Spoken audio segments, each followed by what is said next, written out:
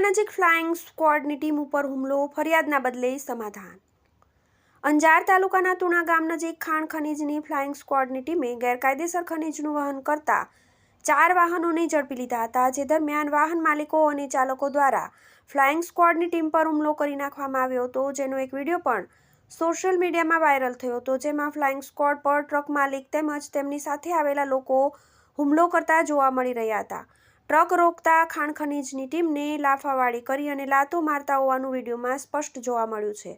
સરકારી કર્મચારી પર ચાલુ નોકરીએ હુમલો કર્યો હોવાનું ગંભીર બનાવ બન્યો હોવા ઉપરાંત તેના પુરાવા રૂપે વિડીયો પણ હોવા છતાં ખાણ ખનીજ વિભાગ દ્વારા સમાધાન કરી લઈ માત્ર 4 ટ્રકને સીઝ કરી લેતા ફ્લાઇંગ સ્ક્વોડની કામગીરી પ્રત્યે પણ અનેક પ્રશ્નો ઊભા થઈ રહ્યા છે।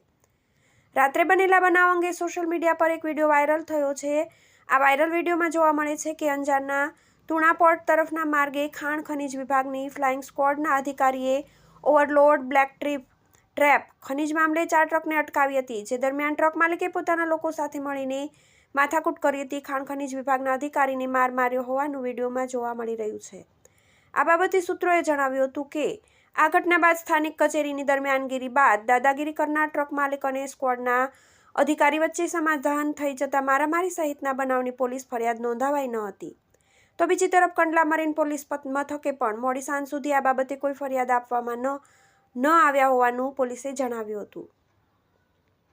આ મામલે ખાણ ખનીજ વિભાગના સૂત્રોએ જણાવ્યું હતું કે ફ્લાઇંગ સ્ક્વોડ દ્વારા અટકાવાયેલી 4 ટ્રકમાંથી 3 ટ્રકને ભગાડી જવાઈ હતી, જે બાદ 3 ટ્રકોને પાછળથી ઝડપી લેવાઈ છે।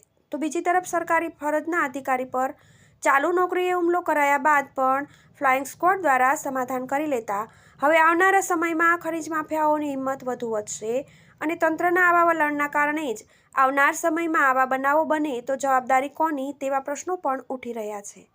TV18 news Anjar.